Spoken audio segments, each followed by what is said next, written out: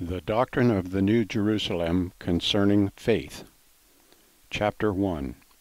Faith is an internal acknowledgement of truth. Number 1.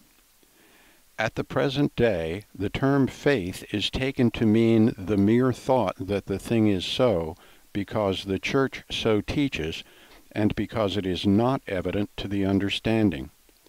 For we are told to believe and not to doubt. And if we say that we do not comprehend, we are told that this is just the reason for believing. So that the faith of the present day is a faith in the unknown, and may be called blind faith. And as it is something that somebody has said in somebody else, it is a faith of hearing. It will be seen presently that this is not spiritual faith. Number 2.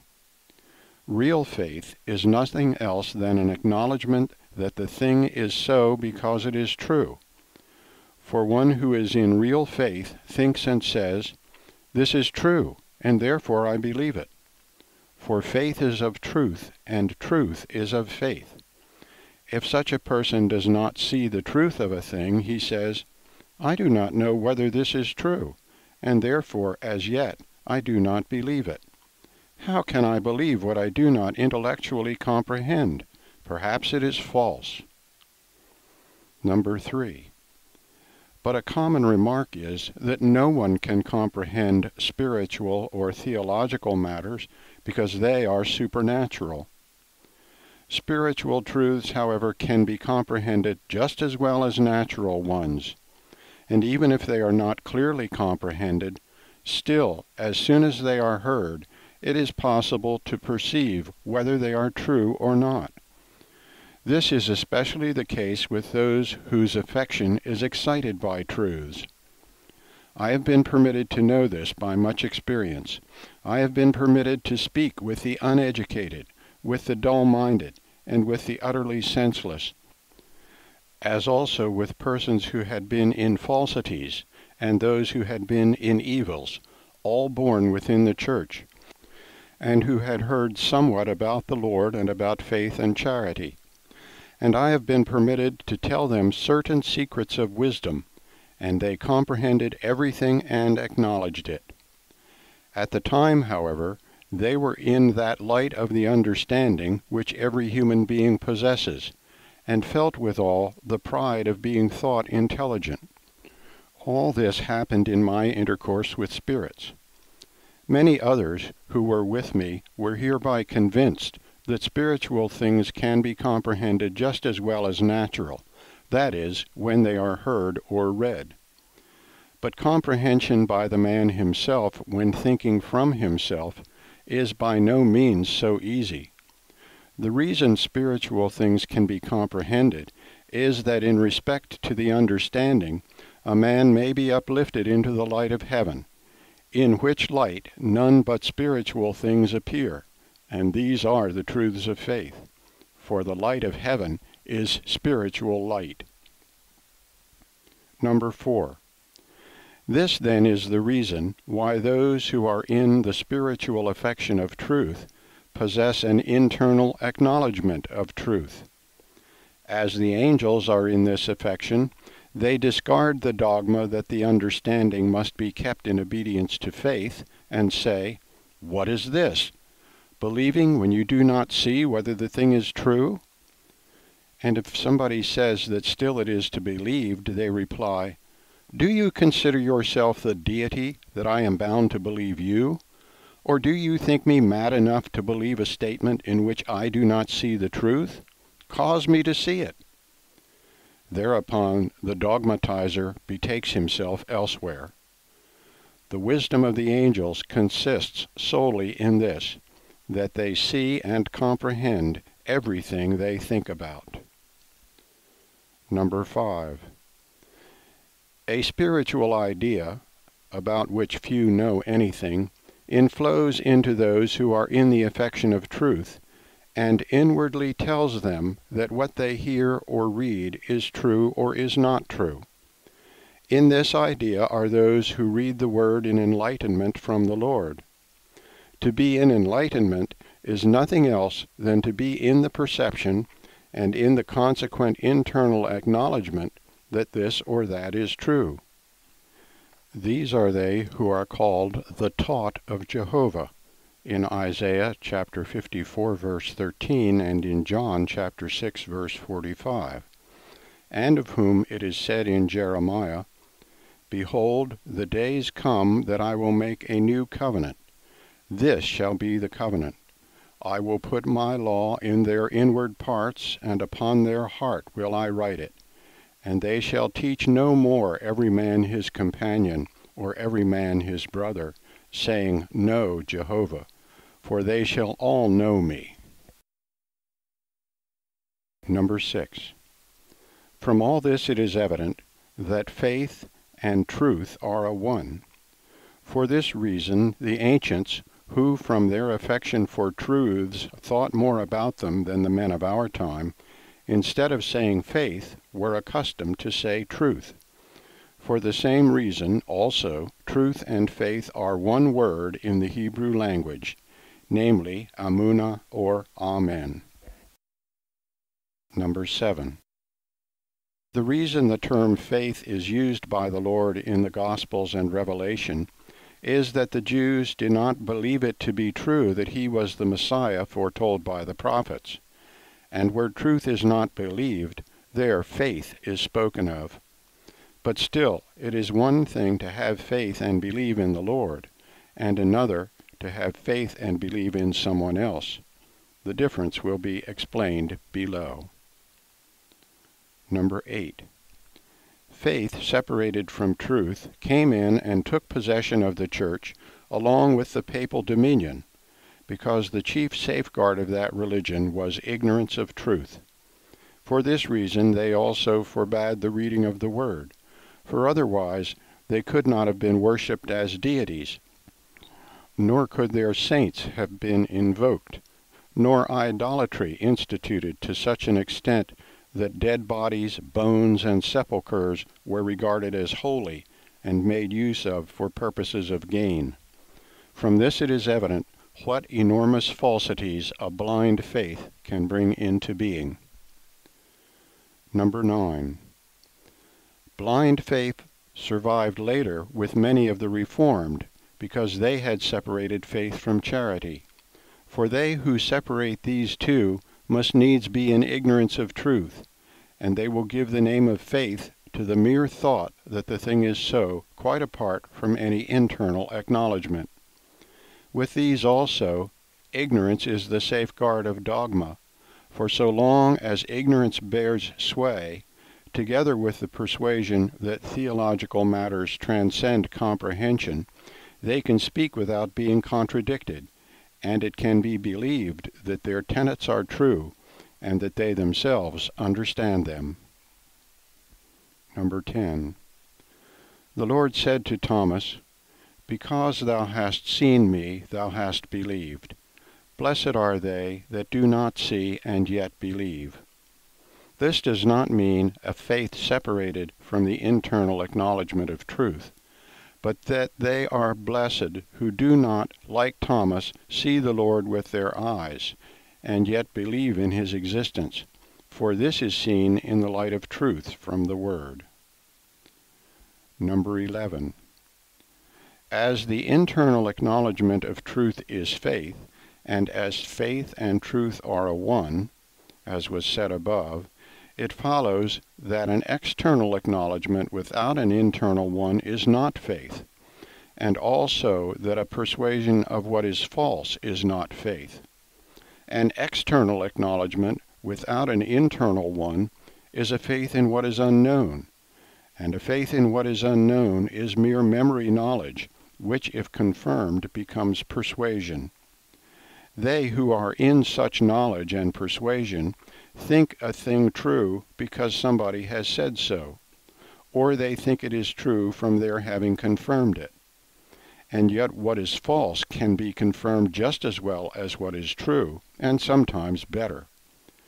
To think a thing true from having confirmed it is to think that something another says is true, and then to confirm it without previous examination. Number 12.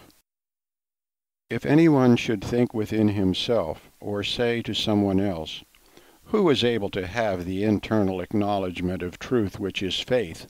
Not I." Let me tell him how he may have it. Shun evils as sins, and come to the Lord, and you will have as much of it as you desire. That he who shuns evils as sins is in the Lord, see the doctrine of life for the New Jerusalem, Numbers 18-31. That such a one loves truth and sees it, Numbers 32-41, and that he has faith, Numbers 42-52. Chapter 2. The internal acknowledgement of truth, which is faith, exists with none but those who are in charity. Number 13. We have already said what faith is, and will now say what charity is.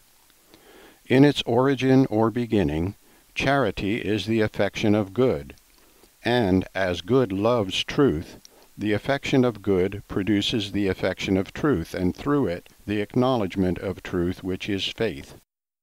Through this succession, the affection of good comes forth into manifest being, and becomes charity.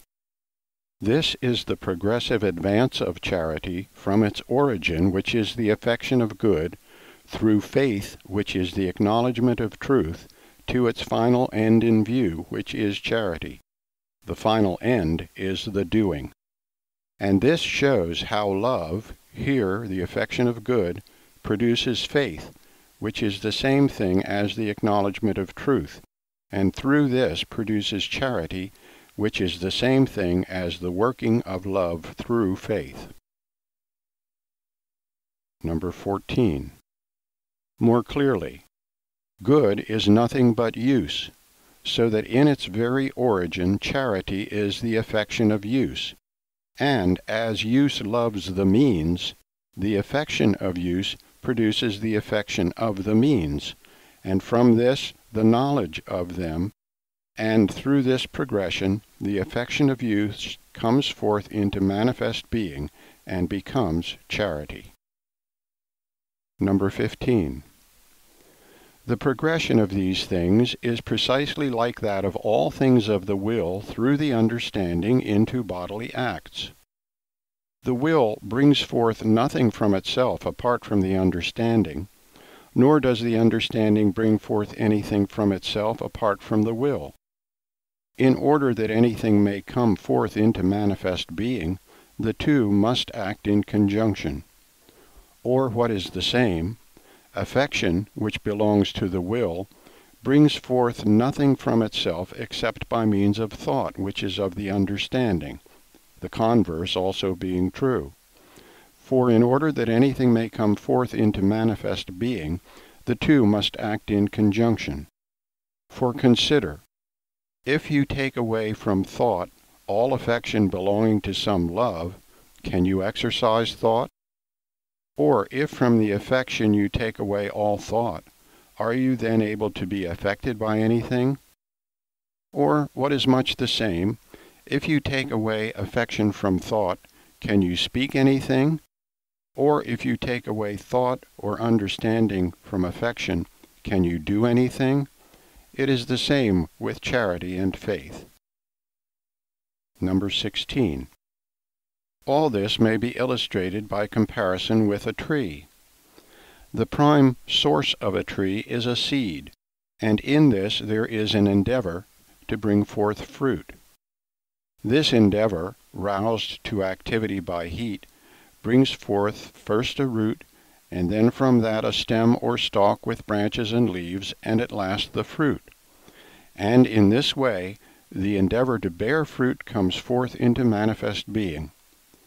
From this it is evident that the endeavor to bring forth fruit is constant through the whole progression until it attains manifest being. For if it ceased, the capacity to vegetate would die at once. This is the application. The tree is man.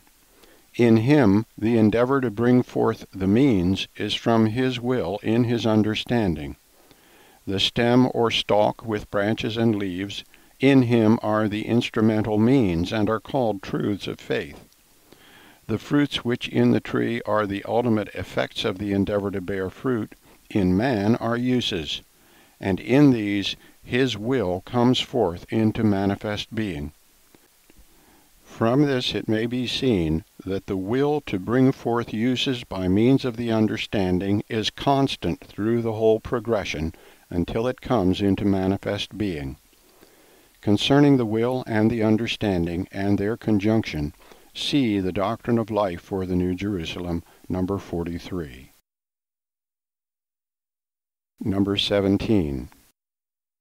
From what has now been said, it is evident that charity, in so far as it is the affection of good or of use, brings forth faith as a means through which it may come into manifest being, and therefore that charity and faith, in working uses, act in conjunction, and also that faith does not bring forth good or use from itself, but from charity, for faith is charity in its mediate stage.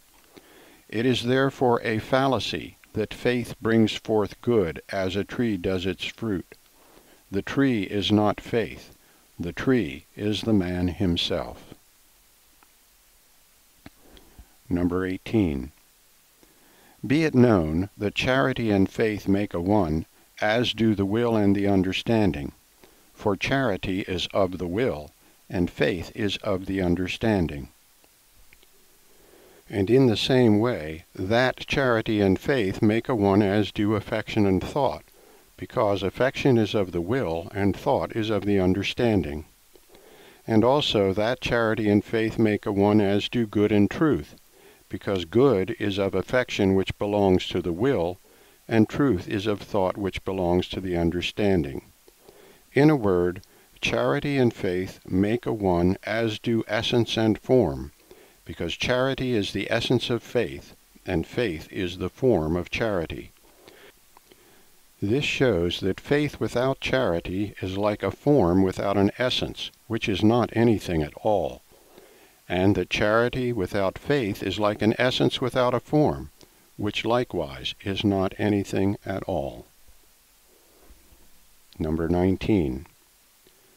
Charity and faith in a man are related to each other precisely as are the motion of the heart, called systole and diastole, and that of the lungs, called breathing. Moreover, there is a full correspondence of these two with man's will and understanding, and therefore with charity and faith. For this reason, the will and its affection are meant in the word by the heart, and the understanding and its thought by the breath and the spirit. On which account, to give up the breath or yield up the spirit means to cease to respire or to expire. This shows that there cannot be faith without charity, nor charity without faith. Faith without charity is like breathing with the lungs in the absence of a heart, which is impossible in any living being, but only in some artificial apparatus. And charity without faith being like a heart without any lungs, which can afford no conscious life. And therefore charity performs uses by means of faith, just as the heart does its work by means of the lungs. So great is the likeness between the heart and charity, and between the lungs and faith, that in the spiritual world everyone is known in respect to the quality of his faith by his mere breathing, and in respect to that of his charity by the way his heart beats. For angels and spirits live by a heartbeat and breathing, just as men do, and it is for this reason that they, equally with men in this world, feel, think, act, and speak. Number 20. As charity is love toward the neighbor, we will say what the neighbor is. In the natural sense, the neighbor is man, both collectively and individually. Collectively, man is the church, our country, and society. Individually, he is our fellow citizen, who in the Word is called brother and companion. But in the spiritual sense, the neighbor is good, and as use is good, the neighbor in this sense is use. That use is the spiritual neighbor must be acknowledged by everyone. For who loves a human being merely as a person? We love him for that which he has in him, and which gives him his character, thus from his quality, for this is the man. And this quality that we love is use, and is called good, so that this is the neighbor. And as in its bosom the word is spiritual, therefore in the spiritual sense, this is to love the neighbor. Number 21. But it is one thing to love the neighbor on account of the good or use he is to us, and another to love him from the good or use we may be to him. Even an evil man can do the first, but only a good man the second. For a good man loves good from good, that is, he loves use from the affection of use. The difference between the two is described by the Lord in Matthew chapter 5, verses 42 to 47. Many say, I love such a man because he loves me and does me good. But to love anyone for this only is not to love him inwardly, unless he who so loves is himself in good, and from it loves the good of the other. In this case the man is in charity, but in the other he is in a friendship which is not charity. A man who loves the neighbor from charity conjoins himself with his good, and not with his person, except in so far and for so long as he is in good. Such a man is spiritual and loves his neighbor spiritually, whereas one who loves another from mere friendship conjoins himself with his person, and at the same time with his evil, and after death he cannot without difficulty be separated from the personality that is in evil, but the former can. Charity effects this by means of faith, which faith is the truth, and the man who is in charity by means of the truth examines thoroughly and sees what ought to be loved, and in loving and conferring benefits he regards the quality of the other's use. Number 22. Love to the Lord is love properly so called, and love toward the neighbor is charity. With man, no love to the Lord is possible except in charity, and it is in charity that the Lord conjoins himself with a man. As in its essence faith is charity, it follows that no one can have faith in the Lord unless he is in charity. There is conjunction from charity through faith. Through charity, conjunction of the Lord with man, and through faith, conjunction of man with the Lord. That the conjunction is reciprocal, see the Doctrine of Life for the New Jerusalem, numbers 102 to 107. Number 23. In brief, in proportion as anyone shuns evils as sins and looks to the Lord, in the same proportion he is in charity, and therefore in the same proportion he is in faith. That in proportion as anyone shuns evils as sins and looks to the Lord, in the same proportion he is in charity, may be seen in the Doctrine of Life for the New Jerusalem, numbers 67 to 73, and also numbers 74 to 91. And that in the same proportion he has faith, numbers 42 to 52. What charity properly understood is in number 114. Number 24. From all said thus far, it is evident that saving faith, which is the internal acknowledgement of truth, is impossible to all except those who are in charity. Chapter 3. The knowledges of truth and of good are not matters of real belief until the man is in charity, but are the storehouse of material out of which the faith of charity can be formed. Number 25. From his earliest childhood, man has the affection of knowing, which leads him to learn many things that will be of use to him, and many that will be of no use. While he is growing into manhood, he learns by application to some business such things as belong to that business, and this business then becomes his use, and he feels an affection for it. In this way commences the affection or love of use, and this brings forth the affection of the means, which teach him the handling of the business which is his use. With everybody in the world there is this progression, because everybody has some business to which he advances from the use that is his end by the means to the actual use which is the effect. But inasmuch as this use together with the means that belong to it is for the sake of life in this world, the affection that is felt for it is natural affection only. Number 26. But as every man not only regards uses for the sake of life in this world, but also should regard uses for the sake of his life in heaven, for into this life he will come after his life here, and will live in it to eternity. Therefore from childhood everyone acquires knowledges of truth and good from the Word, or from the doctrine of the Church, or from preaching, which knowledges are to be learned and retained for the sake of that life. And these he stores up in his natural memory in greater or less abundance, according to such affection of knowing as may be inborn with him, and has in various ways been incited to an increase. Number 27. But all these knowledges, whatever may be their number and whatever their nature, are merely the storehouse of material from which the faith of charity can be formed.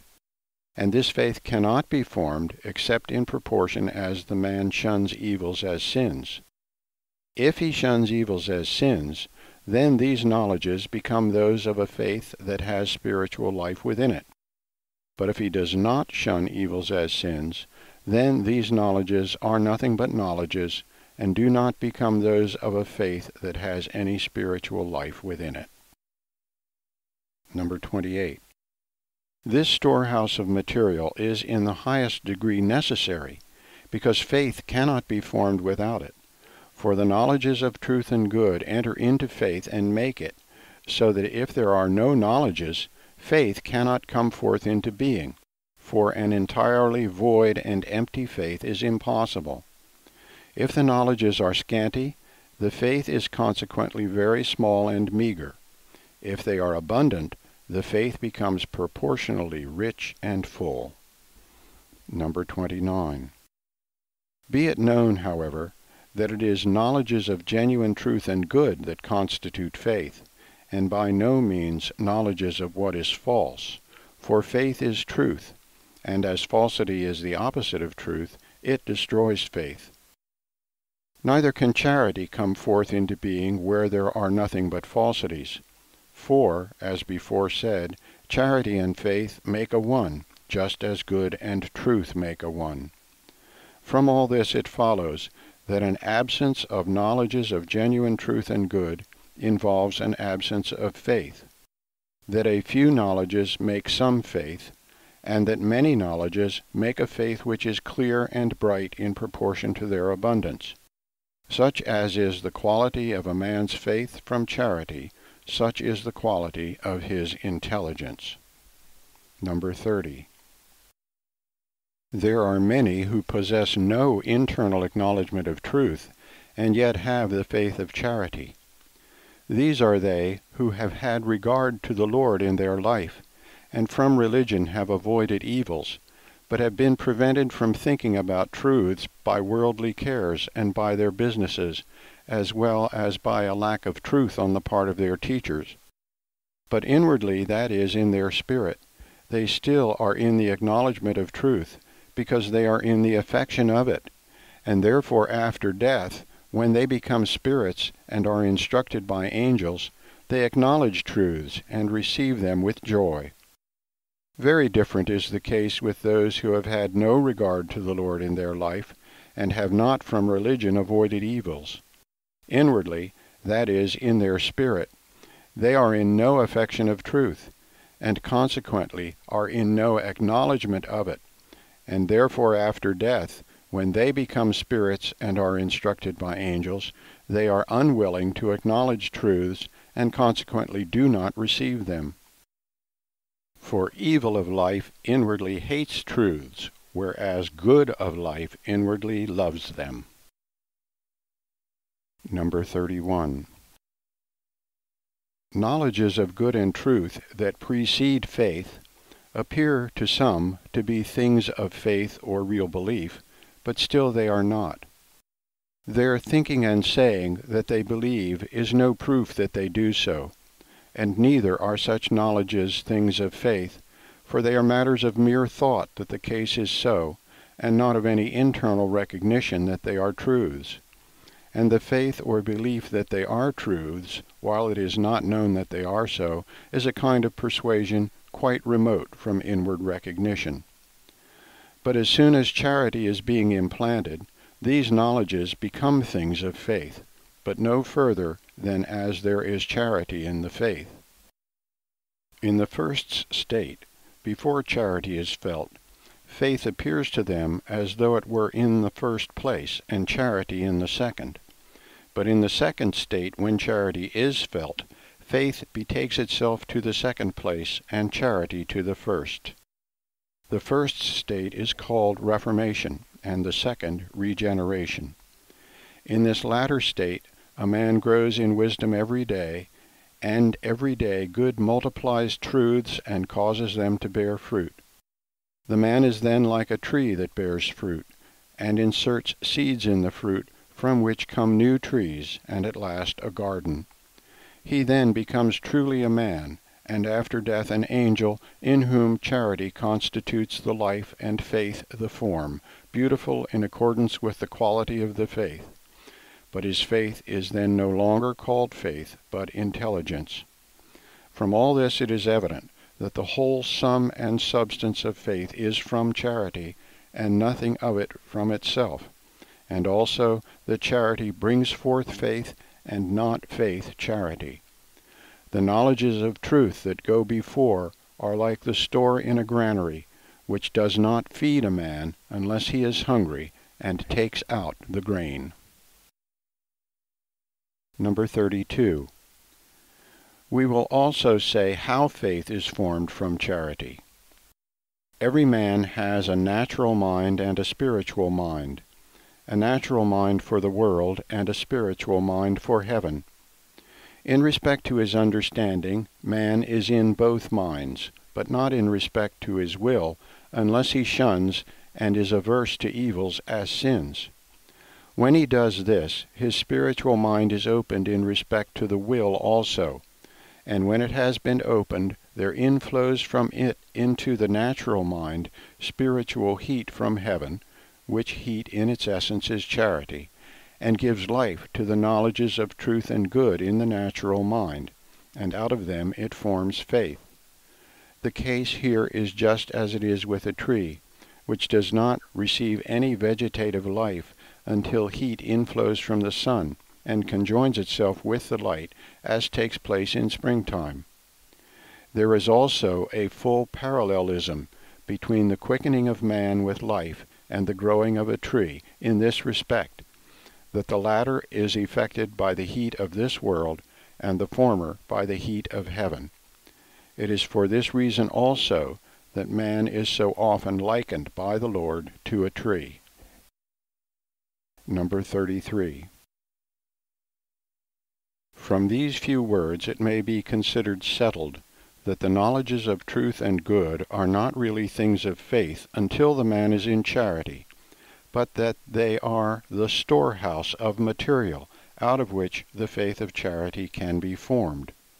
With a regenerate person, the knowledges of truth become truths, and so do the knowledges of good, for the knowledge of good is in the understanding, and the affection of good in the will, and what is in the understanding is called truth, and what is in the will is called good.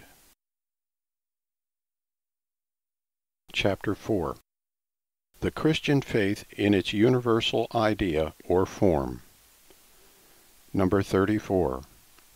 The Christian faith in its universal idea or form is this: the Lord from eternity, who is Jehovah, came into the world to subdue the hells and to glorify his human, and without this no mortal could have been saved, and they are saved who believe in him. Number 35.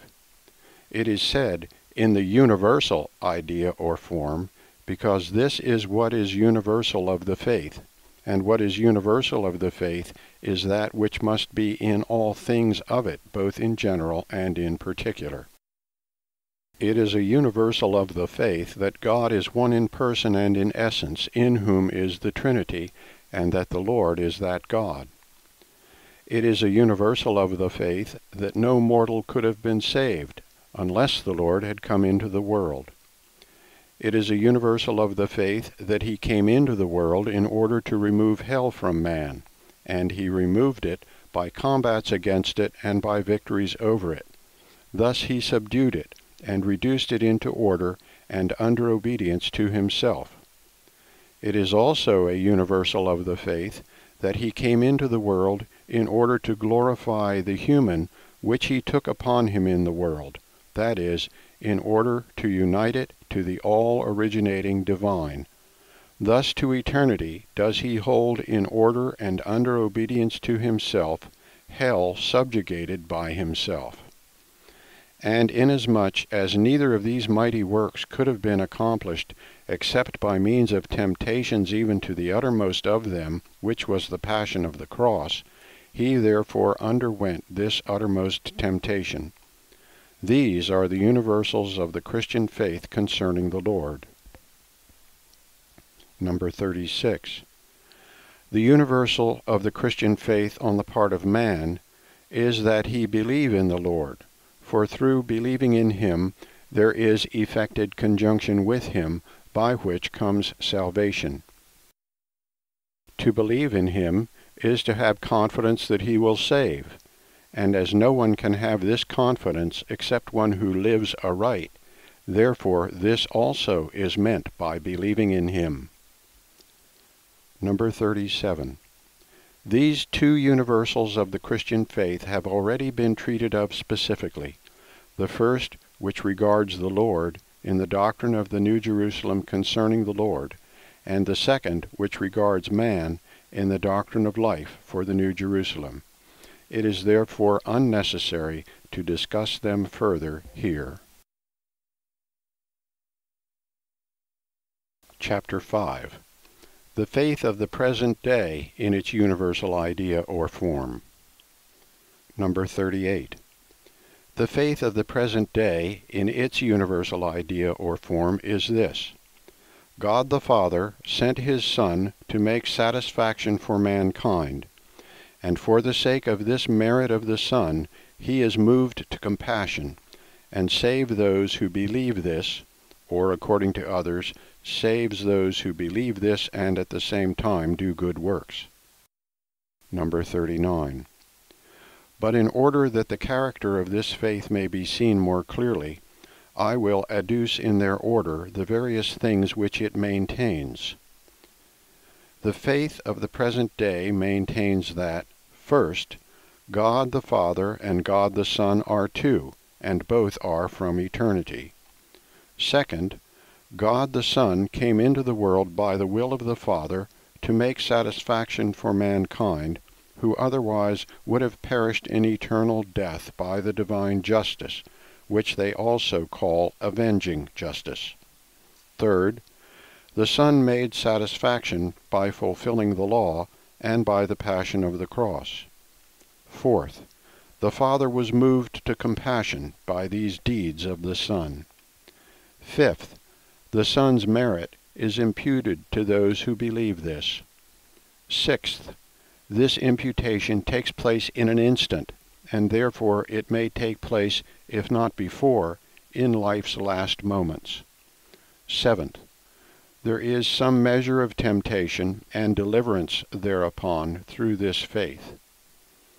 Eighth, those possessing this experience in especial have trust and confidence. Ninth, in especial they have justification, the Father's full grace for the sake of the Son, the remission of all their sins, and thereby salvation. 10th, the more learned maintain that in such there is an endeavor toward good, which works in secret, and does not manifestly move the will.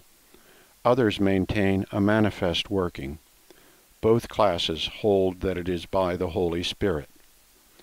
11th, of those who confirm themselves in the belief that no one can of himself do good that is really good, and that is not tainted with self-merit, and that they are not under the yoke of the law, very many omit to do what is good, giving no thought to the evil and the good of life, saying to themselves that a good work does not save, and neither does an evil one condemn, because faith alone effects all things. 12th, all maintain that the understanding must be kept in subjection to faith, calling that a matter of faith which is not understood. Number 40. We forbear to examine and weigh these points severally in regard to their being truths, their real character being very evident from what has already been said, especially from what has been shown from the Word, and at the same time rationally confirmed in the doctrine of the New Jerusalem concerning the Lord, and in the doctrine of life for the New Jerusalem. Number 41. Still, in order that it may be seen what is the character of faith separated from charity, and what that of faith not separated from it, I will impart something which I heard from an angel of heaven. He said that he had conversed with many of the Reformed, and had heard what was the character of their faith. And he related his conversation with one who was in faith separated from charity, and with another who was in faith not separated, and what he had heard from them. He said that he questioned them, and they made answer. As what was said may elucidate the subject, I will here present the two conversations. Number 42. The angel said that with him who was in faith separated from charity, he spoke as follows. Friend, who are you? I am a Reformed Christian. What is your doctrine and the religion you have from it? It is faith. What is your faith? My faith is that God the Father sent the Son to make satisfaction for mankind, and that they are saved who believe this. What more do you know about salvation? Salvation is through that faith alone. What do you know about redemption? It was effected by the passion of the cross, and the Son's merit is imputed through that faith. What do you know about regeneration? It is effected through that faith. What do you know about repentance and the remission of sins? They are effected through that faith. Say what you know about love and charity. They are that faith. Say what you know about good works. They are that faith.